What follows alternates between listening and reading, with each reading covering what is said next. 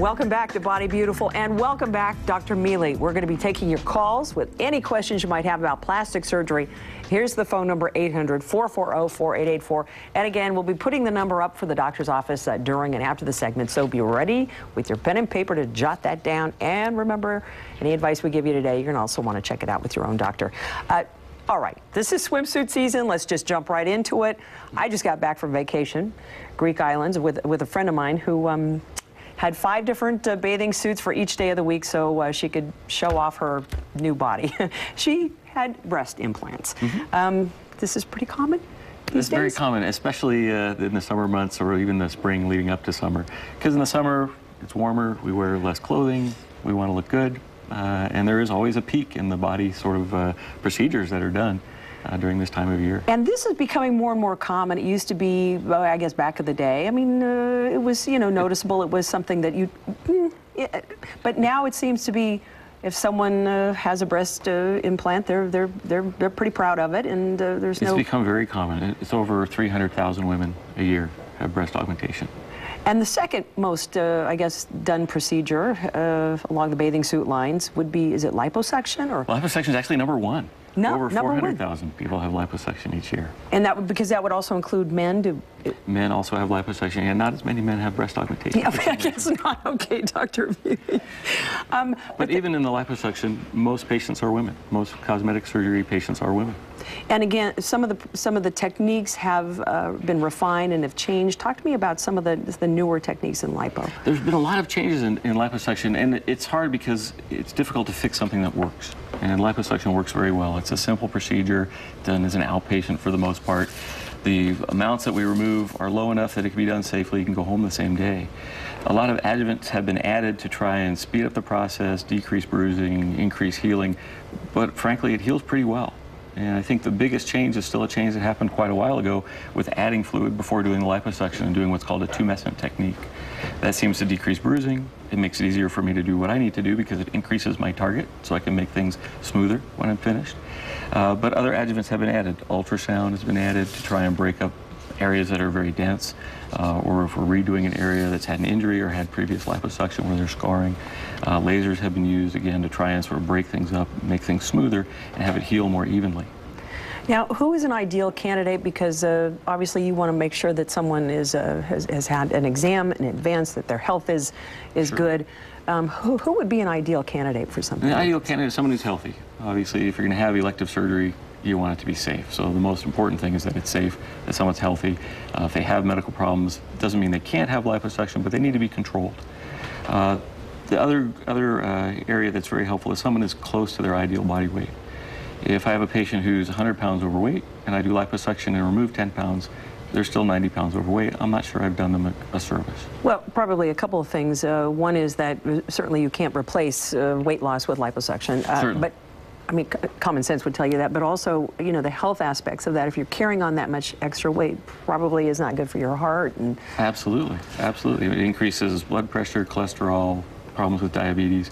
All those things are not taken care of unless you're doing really large volumes of liposuction. There actually has been some research in that area, even in the Bay Area. It actually improves diabetes. It improves some of the problems we see with increased weight. But in order to remove that much, it's a different operation. It's not something you go home from. Yeah, I gotcha. We jumped kind of quickly over the whole, you know, breast implant, but you also do other forms. There's breast lifts. Is that Sure. necessarily? Anything you can think of that you would do to a breast, we do. Make them bigger, smaller, lift them, decrease sizes of nipples, increase sizes of nipples, all these little things that you might not think of, but the most common things are breast augmentation, and sometimes a lift is added to that. Now, we have but they're independent. We have some before and after pictures. We're going to have to go to a break, and we'll be sure to show those. But before we do that, if you want more information about Dr. Mele, you can call 925-943-6353 or go to drmele.com. And when you call and mention Body Beautiful, you'll be able to receive a complimentary consultation. Still to come on Body Beautiful, we'll wrap up our talk with Dr. Mele. We'll also take some of your phone calls about plastic surgery when we return.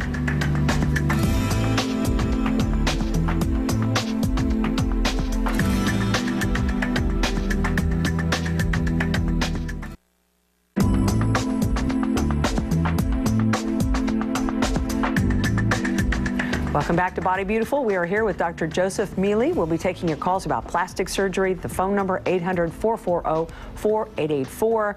And I promise we'd get a look at some before and after pictures. So let's go ahead and go to those real quickly because we've got a lot of phone calls also we want to get to. Tell me what you're looking at here. This is a patient who's had liposuction. So liposuction of the thighs. Most common areas are the inner and outer thigh and the belly. In this case, we've reduced the outer thigh and the inner thigh. Okay, that's very nice. And moving on to the next picture. This woman had a rhinoplasty. So this is a surgery, very common surgery. She was bothered by the bump on the dorsum, the top of her nose, and wanted that reduced, as well as some refinement of the tip. So we made that a little smaller too. Very nice. And the next picture. And this is eyelid surgery. This one usually runs neck and neck with breast augmentation for popularity. In her case, she had very heavy upper eyelids, which made her look tired. And we just relieved that by getting rid of that extra skin. Now, blepharoplasty, can I say this correctly? Blepharoplasty. Or eyelid surgery is easier. Is actually a very common surgery in this country. Very common. And men and women are doing it. You know. Men and women, and sometimes it's because the vision is being obstructed. The skin comes down sort of like a shade. Sometimes it blocks the outside, sometimes it actually blocks the upper part of the vision. So other folks, they just want it to look better. They have bags or fullness that they don't like, and it's not visually obstructive. Okay, and then gives them a competitive edge in work, or there's all kinds of reasons that people have. A lot of my patients, after the surgery, if you look at the pictures, there's a dramatic change. A lot of my patients, friends and family will know if they had the surgery because they've told them. But friends who are a little bit farther away, they may not have told. We usually ask, were you on vacation? Yeah, you finally got a good 8 hours in. They don't know what happened. All right, let's go to our phones. Natalie from Mountain View, good morning. Do you have a question for the doctor? Good morning. Yes, I do. My question was if breastfeeding would be a problem if I decided to go with the breast augmentation procedure. Good question. Breast augmentation and breastfeeding are related. The implants themselves will not change the milk, so you can make milk. It's certainly recommended that you breastfeed. You may make a little less milk. I think the breast sort of gets tricked because the implant's taking up space and the breast thinks it's already full and you may make less milk. Okay, thank you, Natalie. Let's move on to Sung Sun from Santa Clara. Good morning. Good morning. Your question for the doctor? Yes, I do. I had implant surgery 20 years ago. And also, I have a capsulated right breast. So I have another surgery. And it's capsulated again. Oh, okay. Yeah, encapsulation is where the scar around the implant becomes tight, and it can distort the breast, make the breast feel firm, or actually change the position of the implant. Interesting that you've had it twice because the risk of getting it a second time are the same as if you'd never had the surgery. It's an interesting phenomenon that just because someone's had it before, you're not at higher risk for having it again. In the past, there was a higher risk with the silicone implants versus saline. That's still true to some extent, but not as big a difference as there was before. Okay, thanks for the call. You know, and we're not going to show the email, but I'm looking here. Laura in Walnut Creek asked, are silicone implants safe? And that was a huge issue. Certainly, a huge issue for many years, especially in the U.S., not as much in some other countries. With the saline implants, which we changed to, the advantage is if there's a leak, the saline just disappears, it goes away. The gel, since it's a semi-solid, it doesn't just disappear, and if there's a leak in the implant, it needs to be removed. All right, well, thank you for clearing that up. We are unfortunately out of time. Dr. Mele, it was great having you back, and hopefully we'll be able to talk with you again in the near future.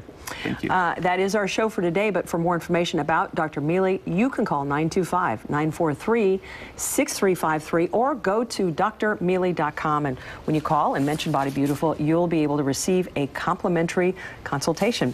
Join us again at 10 a.m. next Monday for yet another edition of Body Beautiful. Have a good day. Bye-bye.